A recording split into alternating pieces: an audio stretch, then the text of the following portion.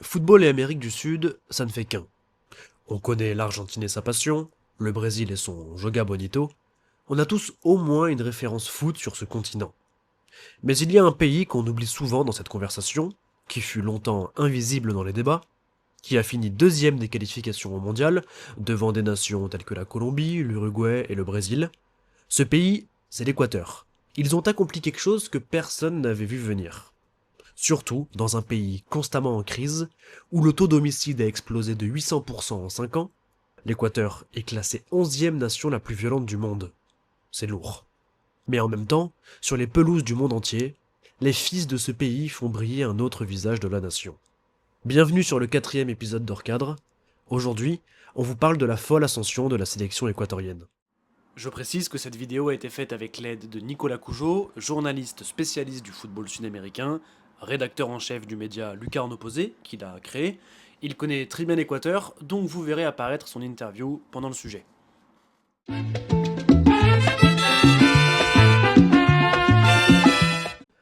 Un peu de contexte historique d'abord.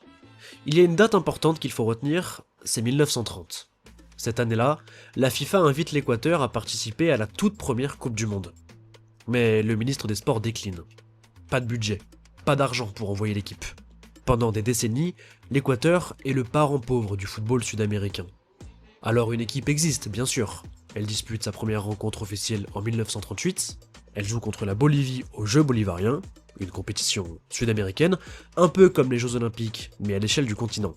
Plus tard, l'Équateur parvient à décrocher 2 médailles d'or à ces mêmes Jeux bolivariens. Une en 1965, une en 1985. Dès cette époque, quelque chose germe, mais personne ne le voit vraiment, car c'est à l'échelle régionale. À l'échelle mondiale, il faut attendre 1961. C'est la première fois que l'Équateur essaie de se qualifier pour une Coupe du Monde. L'objectif, le Mondial 62 au Chili. Mais l'aventure s'arrête assez vite, l'Équateur est éliminé par l'Argentine. Première tentative échouée. Et puis arrivent les années 2000. Et là, quelque chose change. En 2002, l'Équateur parvient à se qualifier, pour la première fois de son histoire, à la Coupe du Monde. Pour leur première sur la scène mondiale, l'Équateur affronte la Croatie, demi-finaliste 4 ans plus tôt, et l'Équateur l'emporte, 1-0. Stupeur croate, exploit équatorien, qui gagne sans trembler. Malheureusement, ils ne passeront pas les poules en 2002. 4 ans plus tard, Coupe du Monde 2006 en Allemagne. L'Équateur revient, et cette fois-ci avec de véritables ambitions. Faire mieux qu'en 2002. Franchir un cap. Et ils y arrivent. Dès la phase de groupe, ils impressionnent.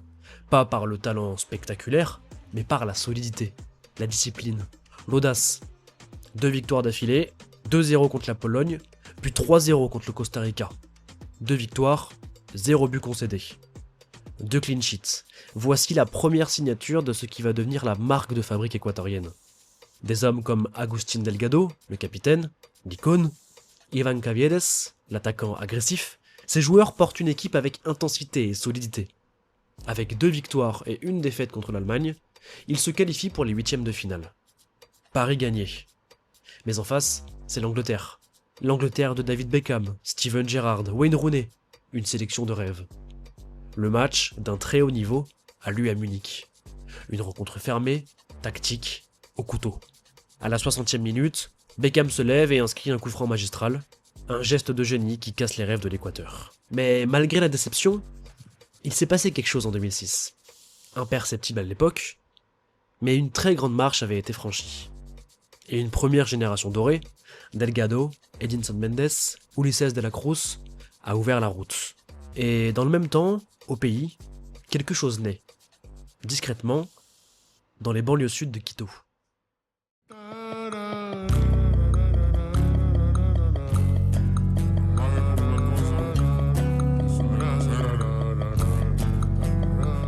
On est à Sangolquí, une ville de banlieue à 20 minutes au sud de Quito, perchée à plus de 2500 mètres d'altitude. Pas glamour, pas célèbre, un endroit que la plupart des gens ne connaissent pas, mais c'est là que se trouve le secret de la sélection équatorienne. En 2006, la même année que le mondial, un homme d'affaires passionné de foot rachète un club qui croupissait en 3e division. Cet homme s'appelle Michel Deler, et il a une idée derrière la tête. Il ne veut pas acheter des stars venues d'ailleurs, il veut en fabriquer. Des stars made in Équateur. Deller avait fait fortune dans la franchise KFC en Équateur et dans la gestion de centres commerciaux, mais sa vraie conviction, c'était celle-ci. Les joueurs équatoriens ont tout pour briller au plus haut niveau. Ce qui leur manque, c'est l'encadrement, l'infrastructure. Alors il va leur donner. Independiente del Valle, c'est le nom du club qu'il rachète. Et ce qui va en sortir va littéralement changer le football équatorien. Deller pense grand. Il engage des entraîneurs étrangers, des préparateurs physiques, des médecins, des psychologues. Il signe un partenariat stratégique avec l'académie Aspire, qui est la référence mondiale en détection de talent, basée au Qatar. Et le magnate investit massivement. 7 terrains d'entraînement, 10 vestiaires, 4 bâtiments résidentiels pour loger les jeunes pépites venus des 4 coins du pays. Et surtout, Deller lance une opération de quadrillage national inédite. Ses recruteurs partent à la recherche de talents jusqu'à Esmeraldas, province côtière longtemps ignorée des grands clubs. C'est là qu'il trouve certains des plus grands noms de la génération à venir. On est dans un coin, dans une région du monde où forcément la puissance économique, elle n'est pas forcément dingue. Sauf que comment font les clubs pour vivre dans les premières divisions? Ils font comme partout, ils font venir des joueurs. Et quand vous êtes un club pas très riche, que vous jouez en Équateur, vous n'êtes clairement pas sur le premier marché sud-américain. Vous n'allez pas faire venir les pépites de demain. Donc en gros, concrètement, tu vas faire venir des joueurs de second, troisième couteau, on va dire, et tu vas, entre guillemets, les surpayer par rapport à ce qu'ils vont t'apporter. Et donc, le président de l'époque se dit, plutôt que de mettre de l'argent dans des joueurs qui vont au mieux apporter quelque chose de manière épisodique à mon équipe, mais qui, une fois qu'ils seront partis, auront complètement oublié mon club, et cet argent-là, je vais le mettre pour former les joueurs de demain. Donc, pour former les joueurs de mon équipe de demain. Concrètement, pour 2 raisons. 1, c'est moins cher. 2, ces joueurs-là, qui vont grandir au sein d'Independiente del Valle, ils vont porter l'identité Independiente del Valle. Et donc, par exemple, un William Pacho, qui aujourd'hui brille en Europe, il a l'étiquette Independiente del Valle, parce qu'il vient de là. Mais ça a aussi été associé à une prise de risque absolument énorme, parce que, je te disais tout à l'heure que le budget, ils ont autour des 20 millions d'euros. Je crois qu'à l'époque, c'était 17-18. Ils ont mis le tiers du budget dans le centre de formation et dans les jeunes. Donc, imagine un club de Ligue 1 qui a un budget de 40 millions d'euros, qui met le tiers de ce budget-là pour ces jeunes. Ça n'existe pas. Et concrètement, ils ont fait ça pour construire des structures pour former des footballeurs, pour former des hommes aussi, parce que on en parlera tout à l'heure, mais le contexte social équatorien très particulier, compliqué, et pour mailler le territoire, pour faire un vrai maillage un petit peu, tu vois. Un petit peu à la Bielsa. C'est-à-dire que c'est ce que fait Bielsa, par exemple, quand il est à Newell's, c'est ce qu'il fait quand il est au Mexique, à l'Atlas. Il va faire un maillage territorial pour ne rater aucun jeune. Bon, eux, ils vont faire le maillage dans une région en particulier, qui est la province d'Esmeraldas, qui touche la Colombie, qui est tout au nord, qui est la zone majoritairement afro-équatorienne. Et c'est une grande majorité des joueurs que tu as aujourd'hui en sélection viennent de cette province-là. Et donc voilà, donc ils ont maillé le territoire, ils ont attiré les meilleurs jeunes, ils les ont formés très jeunes, ils ont commencé à fracasser tout le monde dans les sélections, dans les équipes de jeunes. Donc en U15, U17, U19, ils ont gagné des Libertadores U20. Les jeunes qu'on a vu arriver chez les U20, que l'on a vu en sélection U20 avec l'Équateur qui commence à faire des parcours aussi en Coupe du Monde, on les a vus arriver chez les A. Tu vois, par exemple, je crois que William Pacho gagne la Libertadores U20, si j'ai bonne mémoire. Je crois que Caicedo aussi. Faudra vérifier. Et donc, et ils ont commencé à exporter les meilleurs. Et ils ont commencé très vite à exporter les meilleurs joueurs.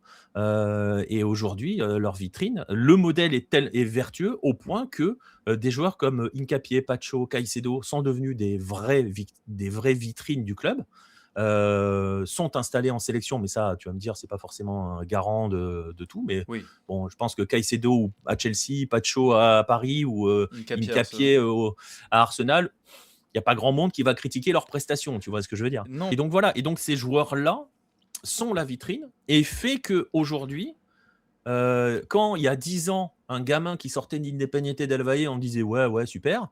Aujourd'hui, tu le vois, ça va chercher Justin Larma, 17 ans, je crois que c'est Dortmund qui est allé le chercher. Arsenal est allé chercher des jumeaux qui sont au centre de formation. Donc tout le monde se jette sur Independiente del Valle. Et donc ce modèle-là fait que le club aujourd'hui vit forcément par des grosses ventes de leurs joueurs, mais des joueurs qu'ils ont formés eux-mêmes. Donc un petit peu, tu vois, bon, je mets de côté le fait, par exemple, que le Stade Rennais appartienne à un milliardaire. C'est pas un mettre de côté de manière voilà, mais le fait est que, par exemple, le modèle économique du club de Rennes aussi, c'est ça, c'est la formation qui leur permet de vendre très très bien les joueurs qu'ils ont produits. C'est ce que fait Independiente del Valle, sans le milliardaire du coup. Mais c'est un modèle qui demande de la patience. Parce que quand le. C'est quoi, Michael Dessler Deller Ouais, c'est ça, J'ai Michel. oublié. Alors moi je dis Michel Deller, mais c'est ça. Deller, ouais, c'est ça. Quand il rachète le club, ça doit être 2009 par là. 2008-2009. Ils n'ont pas gagné tout de suite. Hein. Ah non. C'est un projet sur une décennie. Et c'est un projet qui finit par trouver son aboutissement quand il gagne la Sudamericana en 2019. Voilà. Et l'équivalent de l'Europa League. Donc Independiente del Valle, petit club équatorien, devient le deuxième club équatorien de l'histoire à décrocher une compétition continentale sud-américaine.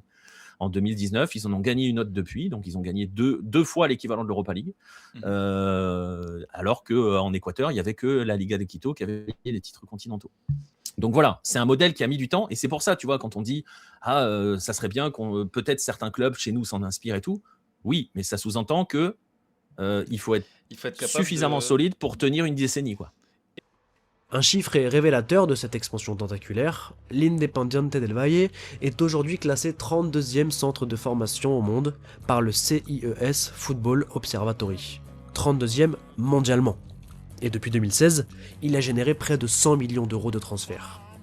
Dans la sélection équatorienne du Mondial 2026, sur 24 joueurs, 14 sont passés par son académie. Et dans le 11 de départ pour le dernier match, 8 titulaires issus de Sangolquí. Un running gag circule même au pays, ce n'est pas la sélection équatorienne, c'est la sélection de l'Independiente del Valle. Et un autre joueur clé assure le lien entre toutes ces pépites, lui ne vient pas de l'académie, mais il est le passeur de témoins. C'est Tener Valencia, né à San Lorenzo, dans la province d'Esmeraldas, cette même province côtière qui a donné tant de talent à Sangolquí. Valencia est le meilleur buteur de l'histoire de la sélection équatorienne, avec 47 réalisations. Il a été le premier buteur de la Coupe du Monde 2022 au Qatar, en match d'ouverture face à la nation hôte. À 36 ans maintenant, il joue encore, il marque encore, et il porte toujours ce groupe sur ses épaules. Sur le terrain, c'est lui le lien entre ce que fut l'Équateur et ce qu'il est en train de devenir. Mais dans le vestiaire, un autre homme incarne l'Équateur nouvelle génération.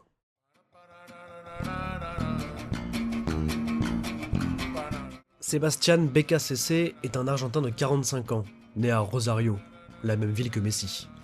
Avant de devenir entraîneur, il était vendeur. À 17 ans, il sillonnait les rues de Rosario avec son père pour vendre des produits d'alimentation et d'entretien. C'était son boulot. Le football, c'était sa passion, mais une passion sans véritable avenir. Il jouait latéral droit en amateur, mais il savait, et disait lui-même, qu'il était un joueur basique, rien d'extraordinaire. Alors à 22 ans, il prend une décision. Il va passer son diplôme d'entraîneur avec une formation à distance. Et c'est là que tout commence. En 2023, il rencontre Jorge Sampaoli. Oui, le Sampaoli que vous connaissez, l'un des techniciens les plus inventifs d'Amérique du Sud. Beccacece devient son assistant, et il va le suivre pendant plus d'une décennie à ses différents postes, à la tête des différentes nations, Pérou, Chili, Argentine. Ensemble, ils construisent le Chili qui remporte la Copa América en 2015 et le premier titre de l'histoire du pays. Tous les deux encore, ils conduisent l'Argentine en Coupe du Monde en 2018. C'est à cette école que Beccacece forge sa philosophie. Rigueur tactique, intensité collective, discipline sans faille. Voici les piliers. En août 2024, la fédération équatorienne frappe à sa porte. L'Espagnol Félix Sánchez Bas vient de partir et les résultats ne sont pas bons. La Tri a pris des buts dans chacun de ses 3 premiers matchs. Beccacece arrive avec une conviction simple, presque brutale. D'abord, on éteint l'incendie. D'abord, on ne prend plus de buts. Et tout change d'un coup. Les chiffres des éliminatoires de la Coupe du Monde donnent le vertige. Sous sa direction, l'équipe ne prend plus de buts. 8 matchs consécutifs sans en encaisser. 5 déplacements à l'extérieur, tous 0-0. Pas un seul penalty concédé sur toute la durée. En 18 matchs au total, seulement 5 buts concédés et 2 défaites. Ajoutez à cela une victoire qui a fait le tour du monde, un 1-0 contre l'Argentine championne du monde à Guayaquil, dans le stade Atahualpa, perché à 2800 mètres d'altitude. L'Équateur devient un mur infranchissable et termine même 2e de son groupe derrière l'Argentine. Et ce, malgré une pénalité de 3 points dans ses qualifications, due à l'affaire Byron Castillo. Tactiquement, le succès de cette équipe se traduit par un 4-4-2 compact. BKCC le décline parfois en 3-4-3 suivant l'adversaire. Et l'idée est simple, étouffer les espaces, forcer les adversaires à l'erreur, et dès la récupération de balles, déclencher une transition rapide. Imaginez que vous avez une équipe avec 3 centraux. Les 3 centraux, c'est Pacho, Hincapié et Félix Torres qui est un peu de la même trempe. Donc vous avez un bloc solide de 3 centraux. Vous avez 2 joueurs dans les couloirs. Généralement, c'est Estupiñán. Estupiñán est un petit peu connu. Il a un parcours européen. Et Angelo Preciado, c'est des mobilettes dans les couloirs. C'est des mecs qui passent leur temps à faire les allers-retours à grande vitesse. Donc ça va très vite en transition. Il n'y a pas de 10 dans cette équipe-là. Il n'y a pas de meneur de jeu. Le milieu de terrain, c'est Alan Franco et Moises Caicedo. Donc c'est pareil, il y a beaucoup d'impact au milieu. C'est une équipe très physique, l'Équateur. J'en reviens aux origines afro-équatoriennes. C'est une équipe extrêmement physique dans tous les sens du terme, qui a gardé cet héritage-là. Et qui porte cet héritage-là. On les attend, forcément, on les attend. Et tu finis pas deuxième des éliminatoires sud-américains par hasard. Non. Même si certains diront oui, mais c'est parce que le Brésil a failli et tout, peut-être, mais eux n'ont pas failli. Eux avaient 3 points de pénalité et eux ont surtout terminé les éliminatoires avec 5 buts encaissés en 18 matchs. Oui. Ce qui va leur faire défaut, c'est qu'ils sont 100% dépendants d'Ener Valencia. Donc on connaît Eder Valencia, il a joué contre la France en Coupe du Monde, la fameuse détente où il monte à 2 mètres et quelques là. Voilà, bon bref, Eder Valencia qui est passé par le Fener aussi, qui a un beau parcours européen. D'ailleurs c'est assez amusant parce que à la dernière Coupe du Monde, jusqu'au but de Moises Caicedo, je crois que c'est Moises Caicedo qui réduit l'écart contre le Sénégal ou quelque chose comme ça. C'était le premier buteur autre que Ener Valencia depuis 2006. Et ça s'est vu quand ils ont joué face à une grande équipe européenne, l'Italie en mars 2024. Bloc compact mais stérile, 2-0. L'équipe de BKCC avait plutôt bien défendu, mais devant, c'était le néant. Transformer cette muraille en quelque chose de plus dangereux offensivement, voilà le défi du Mondial 2026 pour l'Équateur. Trouver une efficacité face à des blocs défensifs différents de celui de la tri. C'est l'énigme. Avec le format actuel de la compétition, où les 8 meilleurs troisièmes se qualifient, quand tu as dans ta poule Curaçao, pour les ok, on n'est pas dans le côté on dénigre, on dit jackpot messieurs dames ou des choses comme ça. Normalement, l'Équateur doit cartonner Curaçao, pour dire les choses un peu trivialement. Et donc, si l'Équateur n'est pas dans les 3 premiers de ce groupe-là et ne termine pas dans les 8 meilleurs troisièmes en ayant Curaçao dans son groupe, ça sera un échec total. Voilà, pour dire les choses. Donc, l'Équateur doit être au minimum en 16e de finale. Après, compliqué de se projeter sur qui ils vont jouer en fonction du classement, machin et tout. Je dirais qu'il faut qu'ils soient au minimum en 16e de finale. Et une Coupe du Monde réussie pour l'Équateur, en étant un petit peu enthousiaste, je dirais que c'est un quart. Donc voilà. Et après, pourquoi on dit ça aussi, c'est parce que on les voit, les performances générales, la dynamique des clubs, la dynamique de la sélection. On a vu l'Équateur qui a été la seule équipe ces dernières années, c'est-à-dire dans les 2 dernières années, à avoir véritablement bousculé l'Argentine. C'est la seule, concrètement, qui a bousculé l'Argentine. C'était à la Copa América 2024. L'Équateur doit éliminer l'Argentine. Ils le font pas parce que Ener Valencia envoie un penalty sur le poteau. Sinon, ils ont tout pour éliminer l'Argentine. Et ils avaient dominé outrageusement le match. Donc c'est une équipe qui est mature, qui a son système, qui a ses hommes, qui est plus en découverte là. La plupart, beaucoup ont joué la Coupe du Monde 2022. Ils sont plus en train de découvrir l'événement. Donc là, ils viennent pour véritablement suivre les pas de 2002 en fait. Bon, cette vidéo touche à sa fin, mais avant de conclure, il y a un contexte en Équateur qu'on ne peut pas ignorer. Parce qu'au-delà du football, quelque chose d'autre plane sur ce mondial équatorien. Un pays de 18 millions d'habitants qui traverse l'une des crises les plus violentes de son histoire. Le taux d'homicide a été multiplié par 9 en 6 ans. C'est un pays qui souffre. Je vais même te dire, ce qui est fou, c'est qu'on continue à parler de foot dans un tel contexte. Mais c'est l'Amérique du Sud. Mais Oui, c'est vrai. mais oui, en fait, le pays est en train de vivre depuis quelques années, parce que c'est pas là, c'est pas une affaire de semaines, c'est depuis quelques années. Il y a une guerre ouverte qui a été menée par le président J'ai mangé son prénom, Noboa, c'est le nom, j'ai mangé Daniel Noboa, qui a décidé de faire un petit peu, qui a décidé de faire la guerre aux gangs concrètement. Donc un petit peu de faire ce que fait Nayib Bukele au Salvador, c'est-à-dire on va lutter contre les narcos en oubliant un petit peu les droits de l'homme. Donc on va répondre à la violence par la violence. Ça marche de fou, hein. Ce qu'il fait en Équateur. Ça marche de fou. En fait, il y a deux éléments qui viennent se superposer par rapport aux footballeurs et par rapport au contexte local. Donc, il y a cette violence sociétale, il y a cette guerre des gangs, cette lutte contre les narcos. Il y a des pontes des narcos euh, qui ont été arrêtés ou qui sont assassinés parfois. Il y en a un d'un des principaux gangs qui a été arrêté. Et c'est un petit peu comme la Colombie post-Pablo Escobar. C'est-à-dire que quand tu coupes la tête du numéro 1, tous les numéros 2 se battent pour prendre la place. Et donc, la conséquence là-dessus, c'est que ça donne des vagues de violence inouïes avec des attentats, des agressions, des meurtres. Voilà, donc c'est un pays à feu et à sang. Euh, pour donner deux, trois chiffres, je ne vais pas noyer de statistiques, mais c'est des chiffres que j'avais notés, et ils sont importants de les avoir à l'esprit, parce que c'est vrai que quand on dit ça, on dit tout et on dit rien. Oui. Exactement. Pour vous donner une idée, en 2018, le taux d'homicide en Équateur était de 6 pour 100 000 personnes en 2018. En 2023, il était de 48. Donc voilà, multiplié par 8 le nombre. Et pour vous donner une autre idée, sur le premier semestre 2025, uniquement sur les 6 premiers mois, il y a eu une augmentation de 40% du nombre de cas par rapport au premier semestre de 2024. Et je vais vous donner un chiffre qui fait froid dans le dos. Il y avait 5 268 homicides. Ça veut dire, en gros, qu'il y avait un meurtre par heure. Et donc, il y a cette violence qui s'est plus qu'accélérée, hein, qui a complètement explosé. On est sur le semestre de ce premier semestre 2025, qui était le plus violent de l'histoire du pays, de la décennie. Le pays est aujourd'hui le pays le plus insécure d'Amérique du Sud. Pour vous donner d'idée, il y a des couvre-feux, hein, on ne sort plus le soir, hein, on est sous couvre-feu. Ça pose des soucis, hein, entre guillemets, en façon de parler, hein, tout est relatif, hein, on parle de foot là. Mais par exemple, il y a certains matchs qui ne peuvent pas être décalés. On a vu par exemple Barcelona contre Boca en Libertadores, avec un terrain qui était un peu compliqué. Il aurait fallu décaler un petit peu, on ne pouvait pas parce qu'il y avait couvre-feu. Donc ça pose ces soucis-là. Et pourquoi est-ce que certains joueurs de foot sont touchés? Parce qu'on pourrait se dire, ok, mais les homicides, c'est les homicides de manière générale dans tout le pays, c'est n'importe qui dans la rue, ce qui est vrai.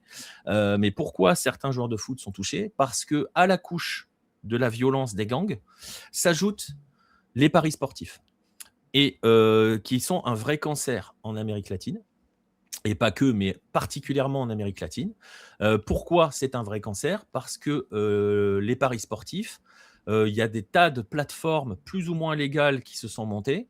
Vous imaginez ce que ça sous-entend quand je dis plus ou moins légal, c'est que les plateformes de paris sportifs sont parfois liées à des narcos et permettent donc de blanchir l'argent, comme on le faisait autrefois en Colombie dans les années 80-90. On blanchissait l'argent avec les transferts dans le foot, etc., etc. Mhm. Donc, c'est devenu un moyen de blanchir l'argent sale. Et aussi, c'est devenu forcément un enjeu économique pour certains qui parient là-dessus. Et donc, il y a toute la partie menace, extorsion sur les joueurs. Et certains joueurs qui ont été soit parfois séquestrés, soit parfois assassinés, tu verras que c'est très souvent lié au paris sportif. Parce que soit ils n'ont pas voulu suivre un pari, soit voilà, ou des choses comme ça. On a eu des cas comme ça en Asie il y a une quinzaine d'années en Corée du Sud, avec une vaste opération de matchs truqués à cause des paris sportifs, avec de l'extorsion sur des joueurs. Ça a fini avec un gardien de but, je crois, qu'on avait retrouvé, il s'était suicidé sur un pont. On avait retrouvé une mallette pleine d'argent dedans. Ça marche justement, et on en revient à ce que je disais tout à l'heure sur le modèle économique des clubs, parce que les joueurs sont très peu payés, en fait. Les salaires sont très faibles. Et donc, la machine paris sportif, faire truquer un match pour un but contre son camp, ou un penalty ou un carton, ça va te rapporter plus que ton mois de salaire. Et donc, tu as ces deux couches donc, qui se superposent. Une société civile violente avec la guerre des gangs, la guerre aussi contre les gangs, et appliquée au football, ça, plus les paris sportifs qui permettent pour certains de blanchir de la thune, et qui pour d'autres sont juste des enjeux économiques. Donc ça te donne ce mélange ultra explosif, ultra compliqué, C'est très difficile d'être joueur de foot en Équateur. Ah oui, ça. Voilà. C'est peut-être aussi un élément qui explique que maintenant ils partent aussi, alors c'est pas que, hein, mais qu'ils hésitent beaucoup moins à partir dès qu'ils ont 18 ans, les meilleurs joueurs, parce qu'ils se sortent de ça en fait. On avait eu la même histoire à l'époque, il y a quelques années, je sais pas si tu te souviens, au Venezuela, quand on avait les grandes vagues avec les manifestations, avec la violence et les gens qui se faisaient ou des cas d'homicide sur les plages vénézuéliennes et tout. Il y avait Salomon Rondon, il y a une dizaine d'années à peu près, qui avait témoigné sur le fait que quand ils rentraient au pays, ils se cachaient, ils vivaient terrés, quoi, parce qu'ils avaient peur. Donc voilà, on est dans cet esprit-là. Donc ça, il faut le garder à l'esprit aussi. Mais malgré tout, les gens vont être derrière la sélection et espérer ça. Et espérer vivre une parenthèse enchantée, quoi. Merci d'être arrivé jusqu'au bout de ce 4e épisode d'Hors-Cadre. Merci à Nicolas Cougeot pour ses éclairages et pour son temps. Merci à Brian qui a fait les recherches et écrit cette vidéo. Et merci à vous de soutenir la chaîne, de liker et de partager. Mais surtout n'oubliez pas, on peut rater le cadre, mais pas le sujet.